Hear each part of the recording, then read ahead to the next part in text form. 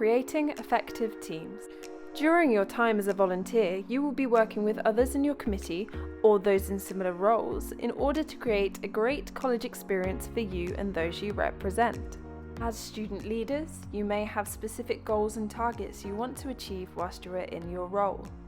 Some will be more focused on creating friendships and building community based on your specific interests, whilst some student groups might simply need others in order to take part in the activities that they enjoy.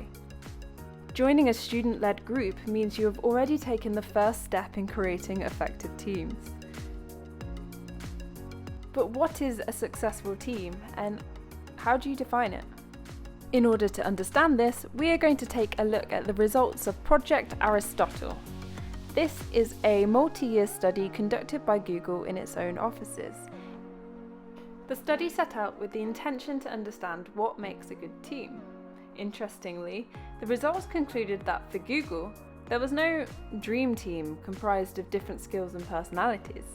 Having more intelligent, skilled or efficient people in a room didn't show better teamwork in action. For Google, teamwork really came down to two things.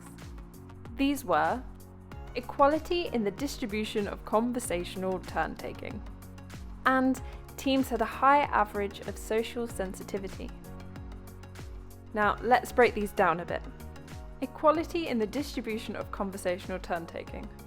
What does this mean, and how do we encourage it? Essentially, it means respect, open communication, and honesty. Researchers at Google noticed that leadership shifted among teammates from assignment to assignment, where those with the biggest strengths in that area would take a lead in the meeting. However, everybody else taking part in the meeting would still speak an equal amount in conversation. This is beneficial because it means that everybody in the group feels as if they always have an equal stake in the outcome and a valued opinion. It makes sense, right? And secondly, teams had a high average social sensitivity. This essentially means that they were good at working out what others were feeling based on tone of voice, expressions, and other non-verbal cues. Now, not everyone can pick up facial expressions and instinctively know how people are feeling, but we're often more perceptive than we think, as long as we try and do three things. You need to take time to know your team as individuals. People express how they are feeling in very different ways, so you need to get to know a person in order to tell how they are feeling.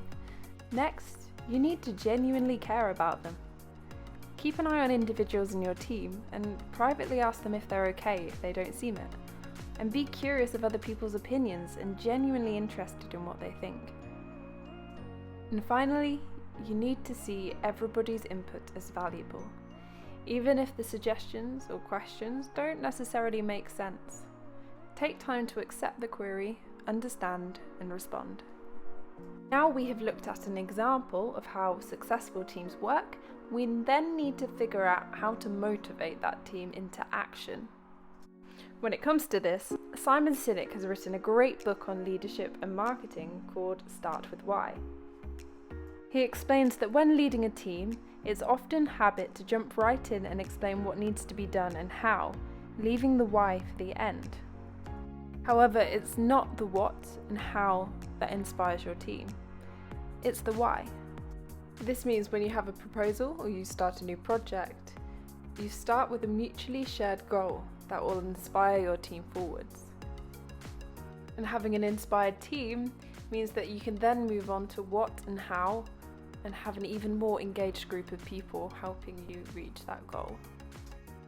As well as motivating teams, you can also choose to motivate the individuals within your team. Each member of your team have their own personal motivations and goals. Therefore, another method is to inspire individuals to work towards your mutual goal whilst also encouraging their personal motivations. Let others' strengths shine and give less experienced but enthusiastic individuals chances for development.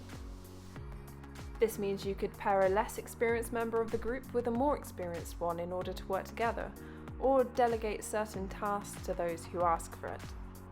Moving on, if you're working in a team and are not allocated as leader, you are still just as vital. Derek Sivers, who created CD Baby, a music distribution service, came up with the idea of the first follower, which shows that leadership is only as good as those who support them. The leader has the plan and the idea to move forward. However, without the first follower who validates the idea as an equal, the plan can't continue and more people will not join. Your voice and your actions are necessary to what everybody else does. This doesn't mean that you always need to agree with those leading a session, but you should know that the way you act will make a large difference into how the leader is perceived. Your support really matters. Therefore, for leaders, it's incredibly important that committee members and other volunteers you're working with, including stakeholders, are all on the same page. This session will continue on our next video about stakeholders.